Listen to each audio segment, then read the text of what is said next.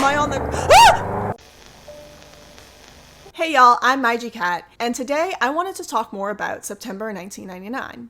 Now, I played September 1999 on August 10th of this year. I know, perfect month to play a game called September 1999. I'm making this video because I wasn't very happy with my original raw reaction and theory for this game. My original theory, I theorized that we were probably some sort of either investigator or someone who had been pranked into coming to this house that maybe was suspected of this sort of activity, and then we fell victim to the same sort of activity. There's also a theory where you could have been the victim all along, like you were just trapped in the house. But I didn't really like this theory at all, and it bothered me so much that when I uploaded the video, I actually left this comment.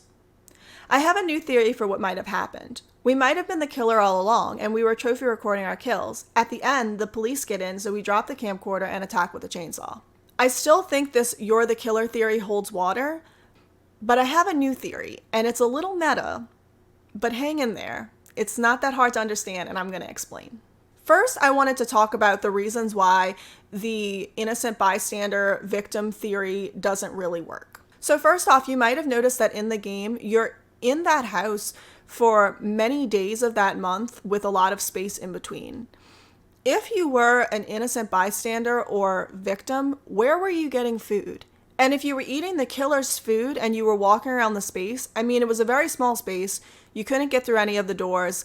The killer would have probably found you sooner and killed you sooner. Also, there was this failure to open the door for the police and this lack of effort in trying. If you were an innocent bystander and the police arrived, you'd think you would make more of a determined effort to let them in. Pry the boards off the windows, maybe open the windows, try to kick the door in. You can't do any of that.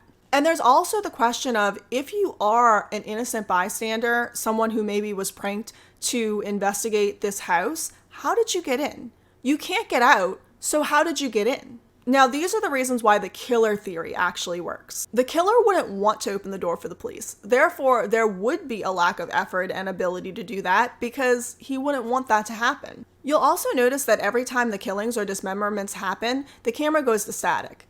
And that just tells me the killer ain't got no tripod, and he needs 2 hands to operate a chainsaw. Now I want to talk about my new theory. Although I still think that the killer theory holds a lot of water, there's one thing that still bothers me.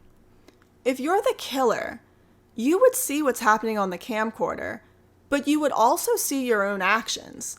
You would see the dismemberments, you would see all of that, but you don't. You can only witness what is on the camcorder. This is where my new theory comes in. I don't think you're the killer. I don't think you're the victim. I think that you are a person who is simply watching the footage. I know that it seems when you're playing the game that you are walking through the house, that you have the control, that you're making the decisions. But maybe you're not. Maybe you never had control.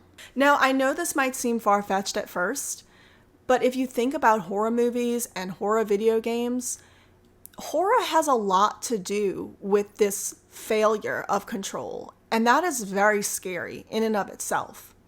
In a lot of horror games, you simply try to outrun the monster. You can't defeat him in any way. And in many, many horror movies, you're going up against creatures and situations that seem insurmountable, and that's what's so scary about them.